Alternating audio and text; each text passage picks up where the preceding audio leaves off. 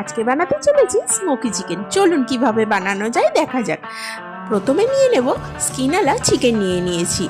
তারপরে তার মধ্যে লবণ আর একটু হলুদ গুঁড়ো ভালো করে মাখিয়ে নিলাম। এবার একটা জালির মধ্যে টমেটো, পেঁয়াজ আর রসুন আর এখানে কাঁচা লঙ্কা, শুকনো লঙ্কা একটু ভালো করে সেঁকে নিয়েছি। সেঁকে নিয়ে একটা আধ ভাঙা পেস্ট তৈরি করে নিয়েছি। তারপরে কড়াইতে একটু সর্ষের তেল দিলাম। সর্ষের তেল গরম হয়ে গেলে চিকেনগুলো ছেড়ে দিলাম। চিকেনগুলো দিয়ে ভালো করে একটু ফ্রাই করে নিতে হবে। চিকেনের জলটা শুকিয়ে গেলে তার মধ্যে দিয়ে দিতে হবে পেস্ট করে রাখা মশলাটা।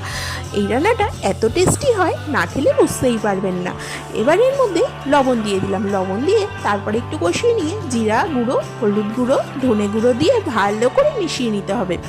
এরমভাবে কষে জলটা শুকিয়ে গেলে তার মধ্যে গরম জল ঢেলে 10 থেকে 15 মিনিট ঢেকে রান্না করতে হবে। চিকেনগুলো এই সময় একদম সিদ্ধ হয়ে যাবে। তারপরে ধনেপাতা কুচি আর ঘি ছড়িয়ে 5 থেকে 7 মিনিট ঢাকনা দিয়ে রেখে দিতে হবে। আমার ভিডিওটি ভালো লাগলে একটা সাবস্ক্রাইব করে দেবেন।